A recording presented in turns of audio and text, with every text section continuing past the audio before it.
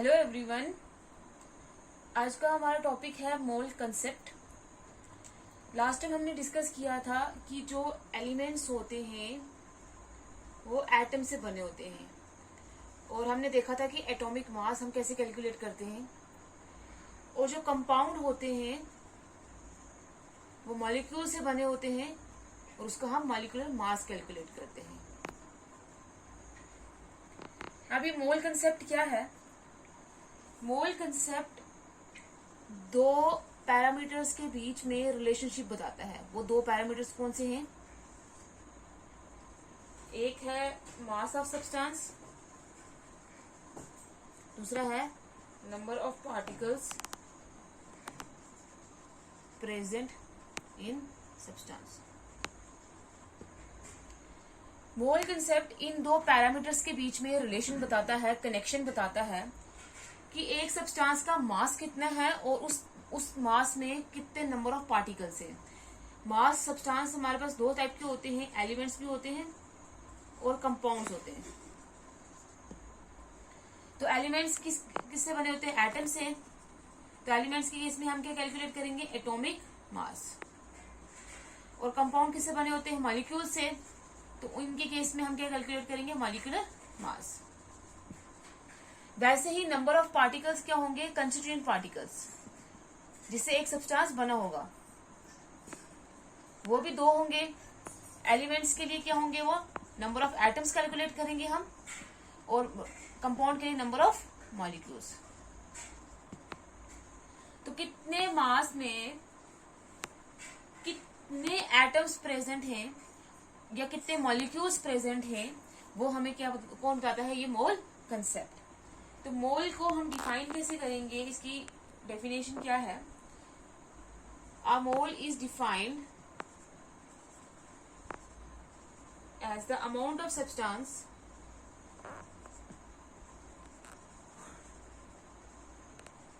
that contains the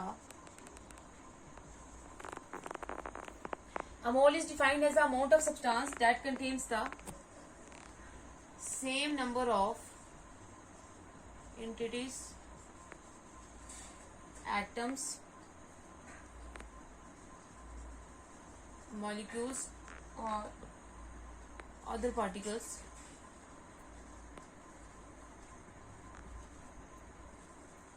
as the number of atoms present in 12 gram of carbon 12 isotopes। तो एक मोल को हम कैसे डिफाइन करेंगे? एक मोल जो है उसको डिफाइन करेंगे as the amount of substance. एक सब्सटेंस का अमाउंट कितना होगा जिसके अंदर नंबर ऑफ पार्टिकल्स होंगे। एटम्स भी हो सकते हैं, मॉलिक्यूल्स भी हो सकते हैं या कोई और पार्टिकल भी हो सकते हैं। और वो पार्टिकल्स किसके बराबर होंगे? उतने उसी अमाउंट के बराबर होंगे जो कार्बन के 12 आइसोटोप में जितने नंबर ऑफ एटम्स प्रेजेंट होते हैं उसके बराबर होंगे। तो वही क्या होगा? एक मोल। तो एक मोल क्या होगा? एक मोल डिफाइन करेंगे हम as a amount of substance जिसके जो नंबर ऑफ पार्टिकल्स होंगे, चाहे वो एटम्स हो, मॉलिक्यूल्स हो या कोई और पार्टिकल्स भी हो सकते हैं, जो किसके बराबर होंगे? उतने एटम्स के बराबर होंगे जो कार्बन के 12 आइसोटोप्स में प्रेजेंट होते हैं। जैसे अगर हम देखें कार्बन के 12 आइसोटोप्स में कितने प्रेजेंट होते हैं, तो कार्बन का 12 आइसोटोप का जो मास होता है वो कितना होता है? 12।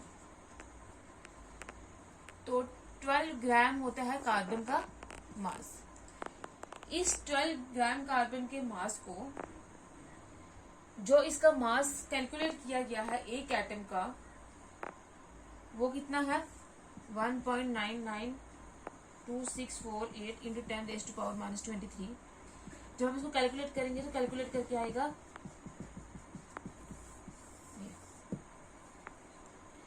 1 मोल का मतलब क्या है? 1 मोल क्या रिप्रेजेंट कर रहा है? 6.002 इंटू 10⁻23 पार्टिकल्स। तो 1 मोल के अंदर कितने पार्टिकल्स आएंगे? 6.022 इंटू 10⁻23 पार्टिकल्स। इस नंबर को हम क्या बोलते हैं? Avogadro's number. Later on discuss करेंगे हम इसको। तो मोल कंसेप्ट क्या है? जो रिलेशनशिप देता है मास ऑफ द सब्सटेंस और नंबर ऑफ पार्टिकल्स के बीच में। पहले हम देखेंगे कि ये मोल जो है वो मास के साथ कैसे रिलेटेड है। फिर उसके बाद देखेंगे मोल नंबर ऑफ पार्टिकल के साथ कैसे रिलेटेड है, उसके बाद ये कैसे हेल्प करता है मास और नंबर ऑफ पार्टिकल्स को रिलेट करने में। तो पहले हम लेंगे moles and mass of substance.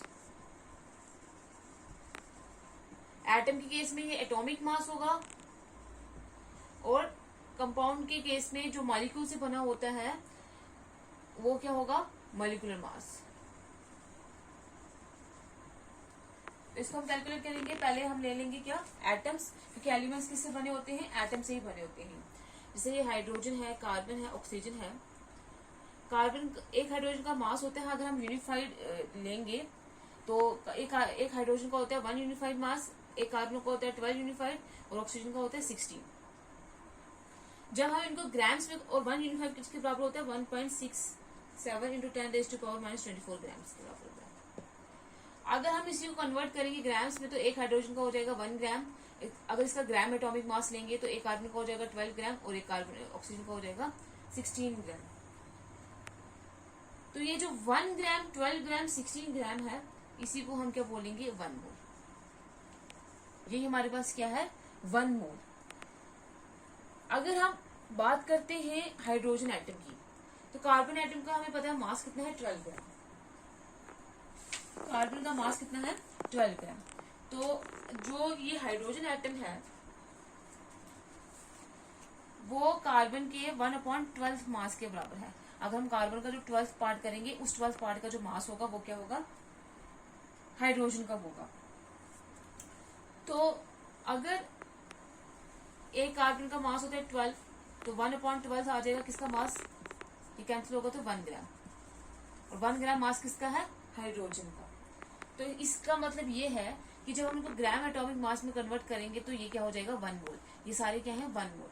तो हम मोल को डिफाइन कैसे करेंगे, 1 मोल का मतलब क्या है, 1 mole is equal to gram atomic mass of a atom.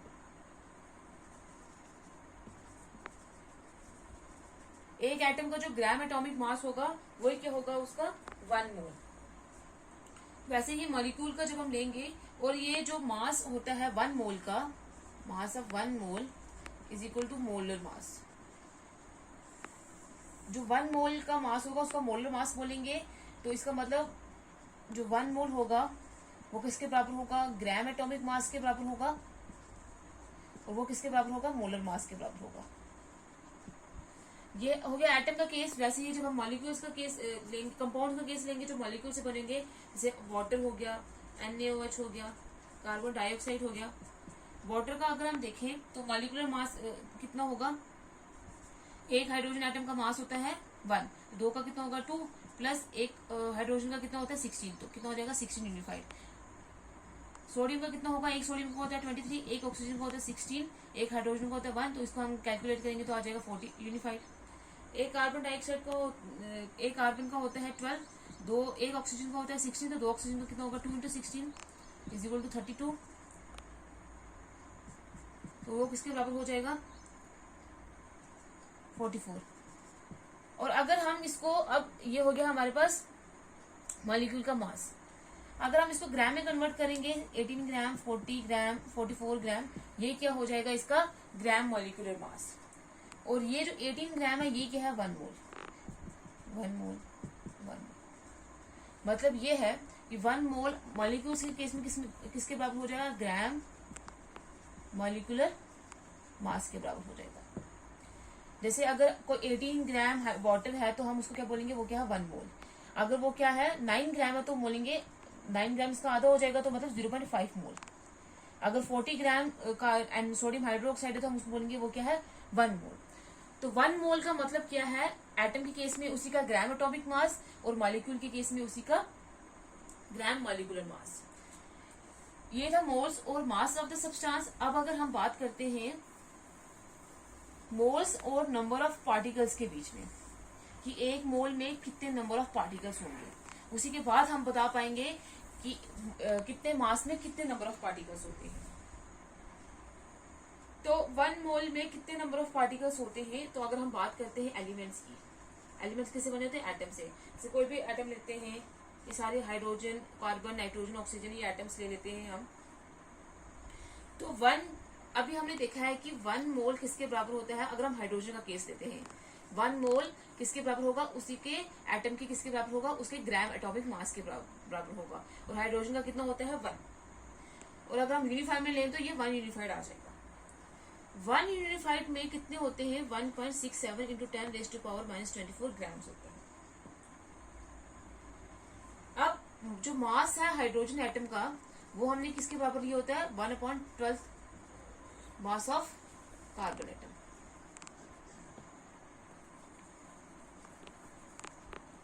तो अगर 1.6 इंटू 10⁻⁻24 ग्राम्स किसके बराबर होता है, 1 यूनिफाइड के बराबर होता है। तो मतलब ये है 1.67 इंटू 10⁻⁻24 ग्राम किसका मास है, 1 एटम का मास है। किसके 1 एटम का मास, हाइड्रोजन के 1 एटम का मास। तो 1 ग्राम में कितने होंगे, 1 अपॉन ये 1 ग्राम इधर रखेंगे तो ये आ जाएगा 1.67 into 10⁻⁻24 gram. 1 gram is equal to, ये अगर ऊपर लेकर जाएंगे तो आ जाएगा पावर इसकी माइनस चला जाएगा तो आ जाएगा 1.167।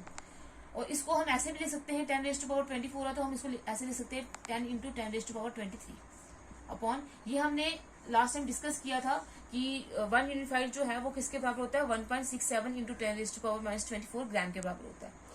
और 10⁻23 है तो ये आ जाएगा 1.67। अगर हम इसको डिवाइड करेंगे, सिर्फ इसको डिवाइड करके आ जाएगा हमारे पास 6.622 आ जाएगा। लेकिन हम क्या करते हैं, अप्रोक्सीमेटली 6.623 ले लेते हैं, 6.022 ले सकते हैं, ये 7 आ सकता है आगे, तो उसको हम अप्रोक्सीमेटली लेते हैं 6.023 इंटू 10⁻23।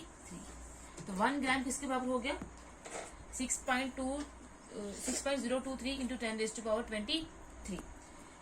तो मतलब ये है कि 1 ग्राम किसके बराबर होते हैं, 1 मोल के बराबर होते हैं। तो 1 मोल किसके बराबर हो जाएंगे, 6.023 इंटू 10⁻23 पार्टिकल्स के बराबर।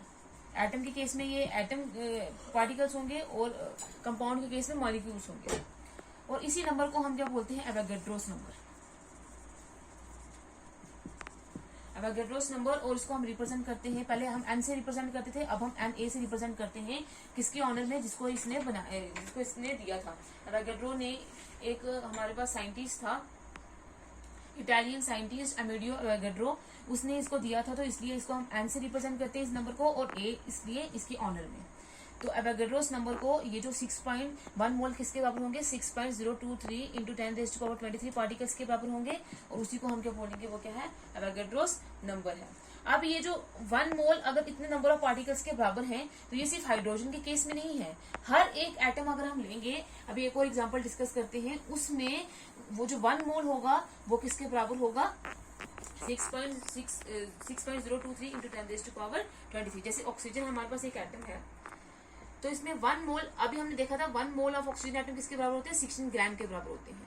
क्योंकि 1 मोल जो मोल होगा वो किसके बराबर होगा, उसके ग्राम एटॉमिक मास के बराबर होगा। तो मतलब वो किसके बराबर होगा, 16 यूनिफाइड के बराबर होगा। 16 यूनिफाइड मिलकर इसका क्या बनाएंगे, 1 एटम बनाएंगे। 1 यूनिफाइड में कितना था, 1.67 इंटू 10⁻⁻24 ग्राम्स थे। तो 16 ग्राम्स में कितने होंगे, 16 into 1.67 into 10⁻⁻24 gram is equal to 1 atom. अब अगर हमें यहाँ पे 16 ग्राम का निकालना है, वो क्या हो जाएगा, 1/1.67 इंटू 10⁻⁻24 हो जाएगा। 16 ग्राम इज इक्वल टू, अगर हम इसको ऊपर लेकर जाएंगे तो 10⁻24 1.67 हो जाएगा। वैसे ही अगर हम इसको ऐसे भी लिख सकते हैं 10 इंटू 10⁻23। अगर हम इसको डिवाइड करेंगे तो डिवाइड करके क्या आएगा, 6.023 इंटू 10⁻23। तो वापस से आ गया, तो मतलब 16 ग्राम ऑक्सीजन एटम किसके बराबर है, 6.023 इंटू 10⁻23 एटम्स के बराबर है। तो 16 ग्राम किसके बराबर होगा, 16 ग्राम ऑक्सीजन का क्या है, ग्राम एटॉमिक मास, तो वो किसके बराबर होगा, 1 मोल के बराबर होगा। 1 mole is equal to 6.023 into 10⁻23 atoms. तो 1 मोल ऑफ ऑक्सीजन एटम किसके बराबर होता है, 6.023 इंटू 10⁻23 एटम के बराबर होता है। तो हम ये बोल सकते हैं कि 1 मोल किसके बराबर होता है, 6.023 into 10⁻23 atom is equal to gram atomic mass, ये हम बोल सकते हैं। वैसे ही अगर हम मॉलिक्यूल्स का केस लेंगे तो मॉलिक्यूल्स में भी हमें यही देखने को मिलेगा कि एक मोल जो मॉलिक्यूल्स होंगे उसका जो नंबर ऑफ पार्टिकल्स होंगे, मतलब नंबर ऑफ मॉलिक्यूल्स होंगे, वो 6.6023 इंटू 10⁻23 के बराबर ही होंगे। जैसे कोई भी अगर हम मॉलिक्यूल ले लेते हैं, जैसे हाइड्रोजन ले लेते हैं, वाटर सॉरी, तो एक वाटर में जैसे हमने देखा था 1 मोल ऑफ वाटर उसके अंदर कितने ग्राम्स होते हैं, 2 + 16 = 18 ग्राम्स। तो 1 मॉलिक्यूल ऑफ वाटर कितना है उसमें मास, 18 ग्राम। तो अगर हम उसको यूनिफाइड में लेंगे तो 18 यूनिफाइड आ जाएगा।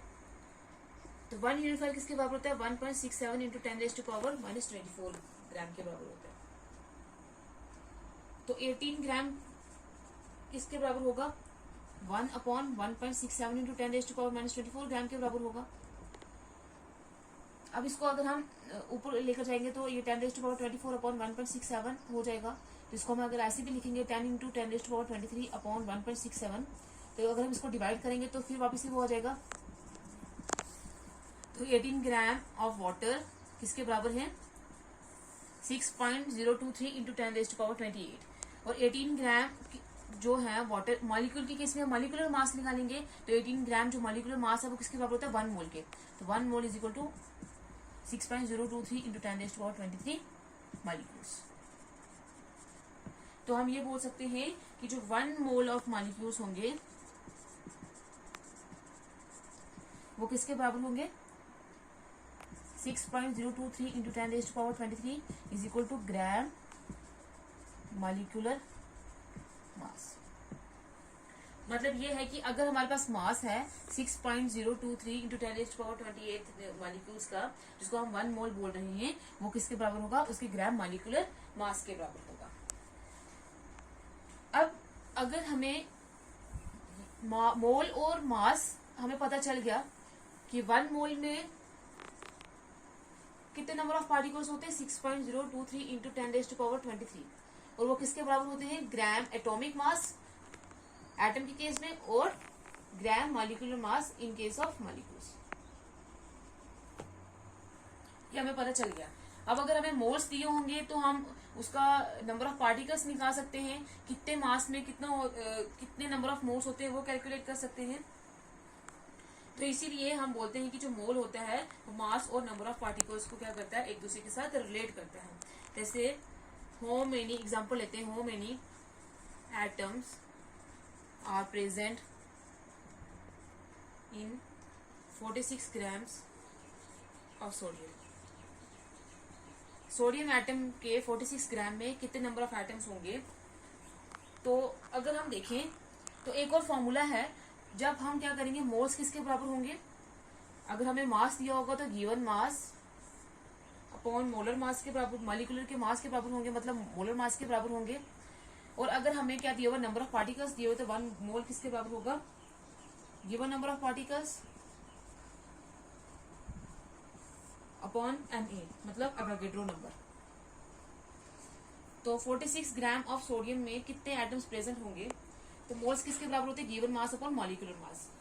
तो mole is equal to given mass कितना दिया हुआ 46 ग्राम, मोलर मास कितना होता है सोडियम का 23, मतलब उसका एटॉमिक मास कितना होता है, ग्राम एटॉमिक मास कितना होता है 23। तो अगर हम इसको डिवाइड करेंगे तो आ जाएगा 2। तो मोल्स कितने निकले हैं 2। तो 1 मोल में कितने पार्टिकल्स होते हैं, 6.023 इंटू 10⁻23। 2 मोल में कितने होंगे, 2 इंटू 6.023 इंटू 10⁻23 और 2 Na के बराबर होंगे।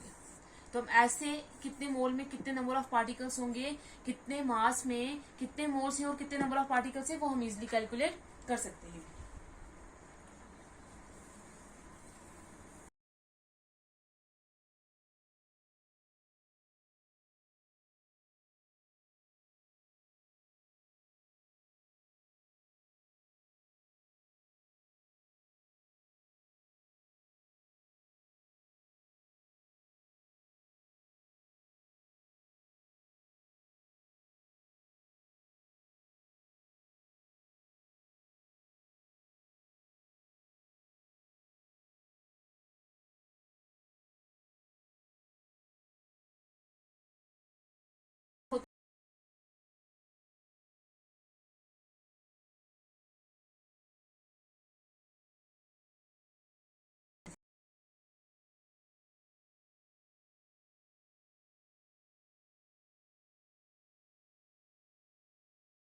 Upon 6.023 into 10⁻23। या 1 मॉलिक्यूल में कितने होंगे, 1 मोल में कितने होंगे, 1 मॉलिक्यूल में कितने होंगे 18/6.023 इंटू 10⁻23। हमें कितने में निकालने हैं, 1.5 इंटू 10⁻23 में निकालने, वो किसके बराबर हो जाएगा 18/6.023 इंटू 10⁻23 इंटू में 1.5 इंटू 10⁻23। ये और ये कैंसिल, अगर हम इसको कैलकुलेट करेंगे तो आ जाएगा 4.5 ग्राम। तो 4.5 ग्राम में कितने नंबर ऑफ वाटर मॉलिक्यूल्स होंगे, 1.5 इंटू 10⁻23। तो ये था mole concept. Mole concept relationship दे रहा है मास और नंबर ऑफ पार्टिकल्स के बीच में। अब कभी कभार क्या होता है कि कुछ हमारे पास कंपाउंड्स होते हैं, जैसे आयनी कंपाउंड्स होते हैं। आयनी कंपाउंड मतलब जो आयन से बने होते हैं। आयन्स क्या, पॉजिटिव आयन्स और नेगेटिव आयन्स। पॉजिटिव आयन्स को कैटाइन्स बोलते हैं, नेगेटिव आयन्स को एनाइन्स बोलते हैं। जैसे कोई भी सॉल्ट है NaCl, तो वो आयन से बना है Na पॉजिटिव और क्लोरीन नेगेटिव आयन से मिलकर बना हुआ है। तो इस केस में क्या होगा, जो कंपाउंड्स होते हैं जिनमें आयन्स होते हैं उनमें हम ना तो मॉलिक्यूलर मास कैलकुलेट करते हैं, ना तो एटॉमिक मास कैलकुलेट करते हैं, उनमें हम कैलकुलेट करते हैं फॉर्मूला यूनिट, ये फॉर्मूला यूनिट मास।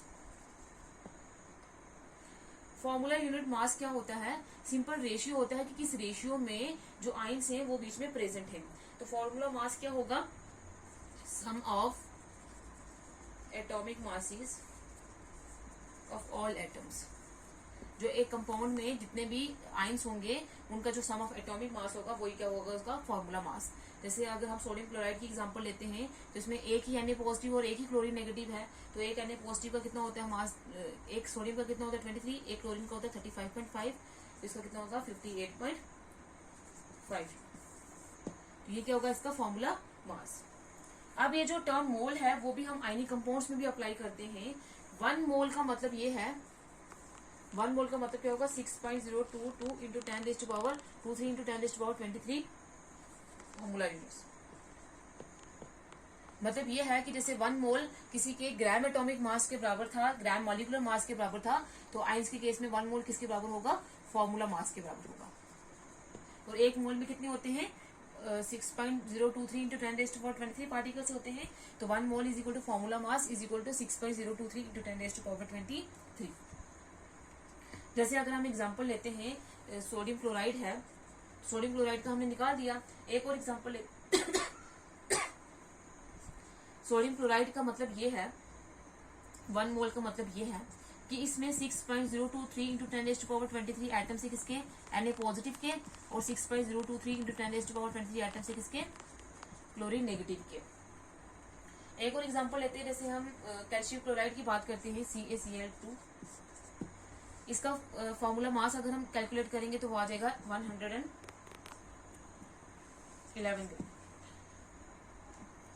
कैल्शियम का मास अलग से लेना है और क्लोरीन का मास अलग से लेना है। एक कैल्शियम का मास होता है 40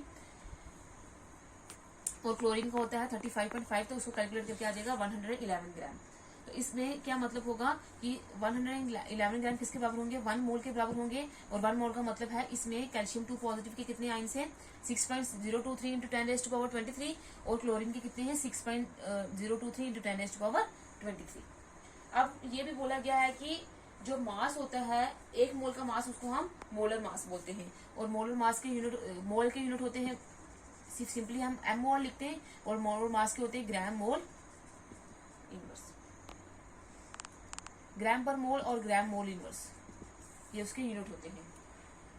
जैसे अगर हमारे पास कोई 1 मोल ऑफ सब्सटेंस है, तो 1 मोल ऑफ सब्सटेंस के अंदर कितने नंबर ऑफ पार्टिकल्स होंगे, 6.023 इंटू 10⁻23 पार्टिकल्स होंगे। तो उसका मतलब ये है कि उसमें उसका अगर कोई भी आइटम है, जैसे सोडियम की अगर हम एग्जांपल ले लेते हैं, तो 1 मोल में कितने नंबर ऑफ पार्टिकल्स होंगे सोडियम के, 6.023 इंटू 10⁻23, और उसका मास कितना होगा 23 ग्राम। वैसे ही अगर हम कोई और एग्जांपल लेते हैं, किसी मॉलिक्यूल की लेते हैं, तो उसमें 1 मोल किसके बराबर होंगे, इसके बराबर होंगे, और उसका क्या आ जाएगा मॉलिक्यूलर मास। और अगर हम कोई आयन की एग्जांपल लेते हैं, कोई आयनिक कंपाउंड की एग्जांपल लेते हैं, तो 1 मोल के अंदर पार्टिकल्स इतने होंगे और उसके अंदर उसका क्या हो जाएगा फॉर्मूला मास। और ये था मोल कंसेप्ट। अब मोल कंसेप्ट जो है, मोल वो वॉल्यूम के साथ भी क्या करता है, रिलेट करता है, वॉल्यूम ऑफ गैसेस के साथ। Mole is also related to gases volume. तो वॉल्यूम जो होगी 1 मोल की, उसको हम मोलर वॉल्यूम बोलेंगे। क्या होता है कि जो मोलर वॉल्यूम होती है सॉलिड्स और लिक्विड की, वो हम इजीली कैलकुलेट कर सकते हैं, क्योंकि वो जो है उनकी वॉल्यूम जो है वो टेम्परेचर और प्रेशर के साथ चेंज नहीं होती है, टेम्परेचर एंड प्रेशर। लेकिन गैसेस के केस में क्या हो जाता है, वॉल्यूम जो है वो टेम्परेचर और प्रेशर के साथ चेंज करती है। तो इसलिए ये ऑब्जर्व किया गया है कि जो हम अगर मोल्स को रिलेट करेंगे वॉल्यूम के साथ, कोई भी गैसेस ले सकते हैं, लेकिन गैसेस जो होनी चाहिए, कोई भी अगर हम गैसेस लेंगे तो वो किस में होनी चाहिए, नॉर्मल टेम्परेचर और प्रेशर के ऊपर होनी चाहिए। जैसे अगर हमने कोई भी गैस ली है, से helium, argon, nitrogen gas, hydrogen gas, oxygen gas, carbon dioxide gas, ये सारी गैसेस ली हैं, लेकिन ये सारी क्या होनी चाहिए, एक कॉमन टेम्परेचर और प्रेशर के ऊपर होनी चाहिए। वो क्या होगा, नॉर्मल टेम्परेचर और प्रेशर। और नॉर्मल टेम्परेचर और प्रेशर की वैल्यू क्या होती है, टेम्परेचर की वैल्यू होती है 0 डिग्री सेल्सियस, और अगर हम केल्विन में लेंगे तो 273.15 केल्विन या 0 डिग्री सेल्सियस, और प्रेशर जो होगा वो 1 एटमॉस्फेरिक प्रेशर होगा। जब ये कंडीशंस होंगी तो 1 मोल ऑफ गैस किसके बराबर होती है, 22.4 लीटर्स के बराबर होती है। ये कैलकुलेट किया गया है। अगर टेम्परेचर ये रहेगा 0 डिग्री सेल्सियस, ये केल्विन में लेंगे, या प्रेशर इतना रहेगा, तब क्या होगा, 1 मोल किसके बराबर होगा, 22.4 लीटर्स के बराबर होगा। जैसे अगर हमारे पास 1 मोल ऑफ हाइड्रोजन गैस है तो एनटीपी पे है, तो वो किसके बराबर होगा, 24 लीटर्स के बराबर होगा। 1 mole of carbon dioxide gas at NTP किसके बराबर होगा, 22.4 लीटर्स के बराबर होगा। तो 1 मोल ऑफ कोई भी गैस, उसकी वॉल्यूम किसके बराबर होगी, 22.4 लीटर्स के बराबर होगी। तो मोल्स को हम वॉल्यूम के साथ भी रिलेट कर सकते हैं। अब अगर हम एक फ्लो चार्ट बनाएंगे, फ्लो चार्ट बनाते हैं, जैसे 1 मोल, ये हो गया 1 मोल। अगर हम इन टर्म्स ऑफ पार्टिकल्स लिखें तो 1 मोल के अंदर कितने पार्टिकल्स होते हैं, 6.022 या 23 इंटू 10⁻23 पार्टिकल्स के बराबर होते हैं। और ये जो पार्टिकल्स हैं, अगर हम एटम के केस में लेंगे तो 1 मोल ऑफ एटम किसके बराबर होगा, 6.022 इंटू 10⁻23। अगर हम मॉलिक्यूल्स के केस में लेंगे तो 1 मोल ऑफ मॉलिक्यूल्स भी किसके बराबर होगा, 6.022 इंटू 10⁻23। अगर हम इन टर्म्स ऑफ वॉल्यूम देखेंगे तो 1 मोल किसके बराबर होता है, 22.4 लीटर्स के बराबर होता है। अगर हम इन टर्म्स ऑफ मास लेंगे तो मास हमारे पास 3 टाइप का हो जाएगा। पहले 1 ग्राम ऑफ एलिमेंट होगा, मतलब एलिमेंट किससे बने हुए, एटम का मास। तो अगर हमारे पास कोई भी एटम, जैसे कार्बन का एटम है तो उसका मास क्या होगा, 12 ग्राम। सोडियम का एटम है तो उसका मास क्या होगा, 23 ग्राम। तो उसके बाद नेक्स्ट क्या होगा, 1 ग्राम ऑफ मॉलिक्यूल या 1 ग्राम ऑफ कंपाउंड, वो किससे मिलकर बना होगा, मॉलिक्यूल से। जैसे कोई भी मॉलिक्यूल ले लेते हैं वाटर का, तो वाटर का मास होता है 18 ग्राम, और कार्बन डाइऑक्साइड के गैस का होता है 44 ग्राम। ये अभी हमने कैलकुलेट किया था। और क्या होगा, 1 ग्राम फॉर्मूला मास, जो आयनिक कंपाउंड के केस में होगा। तो जैसे NaCl है, NaCl का फॉर्मूला मास कितना होता है, 58.5 ग्राम, और कैल्शियम कार्बोनेट का होता है 100 ग्राम। तो ये है फ्लो चार्ट। 1 मोल अगर हम इन टर्म ऑफ पार्टिकल्स लेंगे तो इसके बराबर होंगे, in terms of volume 22.4 litres के बराबर होंगे। मास के केस में लिखेंगे तो एटम के केस, एलिमेंट के केस में एटम से बने होंगे तो वो किसके बराबर होंगे, उसके ग्राम एटॉमिक मास के बराबर होंगे। और अगर कंपाउंड के केस में वो मॉलिक्यूल से बने होंगे तो उसका ग्राम मॉलिक्यूल मास के बराबर होगा। और आयनिक कंपाउंड के केस में वो फॉर्मूला मास के बराबर होंगे, और 1 मोल किसके बराबर हो जाएगा, उसके फॉर्मूला मास के बराबर हो जाएगा। ये था हमारे पास मोल कंसेप्ट।